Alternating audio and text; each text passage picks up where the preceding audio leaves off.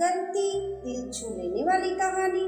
माफ करना समधन जी, लेकिन एक बेटी अपने मायके की 10 कमियों को भी ढक लेगी, पर जब वही बेटी ससुराल में बहू बनकर जाती है तो छोटी छोटी सी कमी भी उसे चुभती है। शांति देवी ने अपनी समधन कमला देवी से कहा, समधन जी, आप कहना क्या चाहती हैं?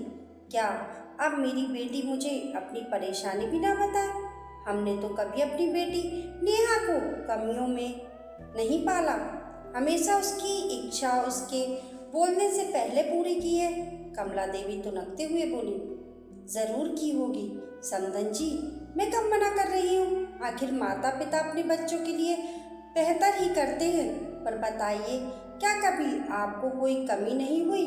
शांति देवी ने धीरे से पूछा। अरे समधन जी, घर गृहस्थी है, कमियां तो हर घर में रहती ही हैं, लेकिन क्या उन कमियों में कटौती सबसे पहले बहू के हिस्से ही करोगी? क्या अपने खर्चों में कटौती की है जो मेरी बेटी के खान पान में कटौती कर रही हो? कमला देवी हाथ नचाते हुए बोली।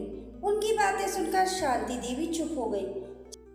जिसे समझना हो उसे समझाया जा सकता है, जो समझना ही नहीं चाहे उसे क्या समझाएं? कोने में खड़ी नेहा ऐसे दिख रही थी मानो ससुराल वालों ने उसका जीना दुश्वार कर रखा हो। उसकी माँ कमला देवी जो मन में आ रहा था वही शांति देवी को सुना रही थी, और नेहा चुपचाप खड़ी सब सुन रही थी। नेहा को इस घर में बहू बनकर आए 8 साल हो चुके थे। शादी के वक्त किसी चीज की कमी नहीं थी, लेकिन 5 साल पहले बिजनेस में जबरदस्त घाटे ने घर की हालत हिला दी थी। जाहिर है खर्चों में कटौती शुरू हो गई। कटौती हर जगह हुई, लेकिन नेहा को लगने लगा कि सारी पाबंदियां सिर्फ उसी पर हैं। शुरू से हाथ खोलकर खर्च करने की आदी रही थी, इसलिए ये बदलाव उससे खलने लगा। अब वह किटी पार्टी नहीं कर पाती थी, न ज़्यादा घूमना फिरना, यहाँ तक कि उसकी 7 साल की बेटी रिया का ट्यूशन भी हटा दिया गया था और पढ़ाने की जिम्मेदारी शांति देवी ने ले ली थी। पर ये सब नेहा को अपने स्टैंडर्ड से नीचे लग रहा था। उसे अच्छा नहीं लगा कि रिया ट्यूशन ना जाए, जबकि उसकी सहेलियों के बच्चे जाते थे। ऊपर से बाहर का खाना भी बंद कर दिया गया, जबकि नेहा की आदत थी बार बार बाहर से ऑर्डर करने की। जब शांति देवी ने चुप्पी साधी तो कमला देवी भड़क उठी। सही कहा है किसी ने, अगर घर में कभी कमी होती है तो सबसे पहले बहू के ही खर्चों पर रोक लगती है।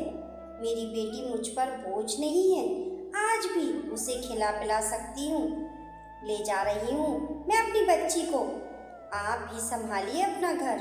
इतना कहकर कमला देवी ने नेहा को साथ ले लिया। शांति देवी ने रोका नहीं। उन्होंने सोचा, जो बहू अपने घर की हालत नहीं समझ सकती उसका भला क्या कर सकती हूँ। जब अच्छे दिन थे तब कौन सा उस पर रोक टोक की थी। मायके पहुंचकर नेहा और कमला देवी ने हालात को इतना बड़ा चढ़ाकर बताया कि भाई सुमित और भाभी प्रिया भी कुछ न कह पाए। अरे तो रिया कहाँ है, उसे क्यों नहीं लाई? सुमित ने पूछा। अरे उनकी पोती है, खुद संभाल लेंगे। जब संभालेंगे तभी उन्हें असली परेशानी समझ आएगी, कमला देवी बोली। भाभी प्रिया को ये सब अजीब लगा।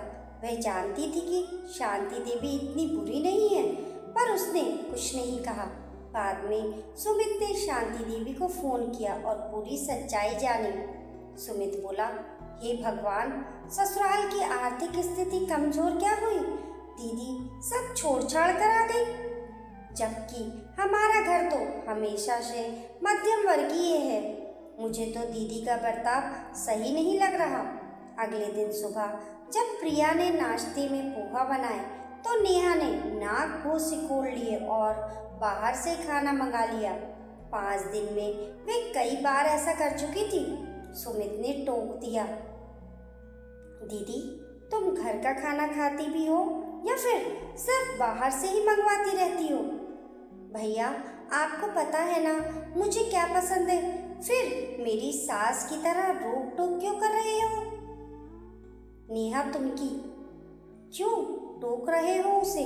खा लेने दो, कमला देवी तुरंत बोली। सुमित ने गुस्से से कहा, मम्मी ये घर का खाना खाती ही कब है? पैसों की बर्बादी तो है ही, सेहत भी बिगड़ रही है। तेरे पैसे से खा रही है क्या? अभी तो मैं पेंशन से खर्च चला रही हूँ। खबरदार, जो मेरी बच्ची को टोका तो। कमला देवी बिगड़ गई।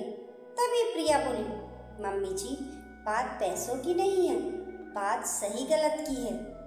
बाहर का खाना सेहत बिगाड़ता है और सच कहूँ तो आपकी बेटी का घर टूट रहा है, आपको दिखाई नहीं दे रहा?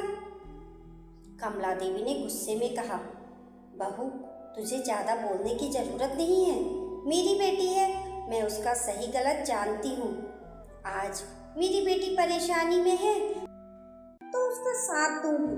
प्रिया शांत लेकिन सख्त स्वर में बोली, मम्मी जी जो सीख आप मुझे दे रही हैं, काश वही अपनी बेटी को दी होती।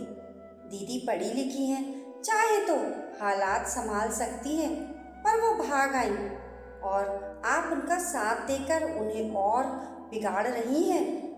मैंने भी तो कभी शिकायत नहीं की। मेरे माता पिता ने भी मेरे शौक पूरे किए थे, पर ससुराल में कमियों के साथ ढलना ही पड़ता है, क्योंकि कमी स्थायी नहीं होती। आज है तो कल अच्छे दिन भी आएंगे। भाभी की बात सुनकर कमला देवी चुप हो गई। सच तो वही था। थोड़ी देर बाद कमला देवी ने बेटे सुमित के साथ नेहा को उसके ससुराल छोड़ने का फैसला किया। उन्हें एहसास हो चुका था कि गलती उन्होंने की है। शांति देवी से माफी भी मांगनी थी और अपनी बेटी को समझाना भी था। कमी हर घर में होती है, लेकिन उसे झेलने और रिश्तों को बचाने की हिम्मत हर बहू में नहीं होती। मायके की तरह ससुराल को भी अपना मानकर निभाना ही असली समझदारी होती है। दोस्तों, आप लोगों की इस कहानी के बारे में क्या राय है? हमें कमेंट करके ज़रूर बताइए। कहानी पसंद आने पर लाइक और शेयर करें। ऐसी ही अच्छी कहानियों के लिए चैनल को सब्सक्राइब करना ना भूलें। मिलते हैं फिर एक नई कहानी के साथ। तब तक के लिए नमस्कार।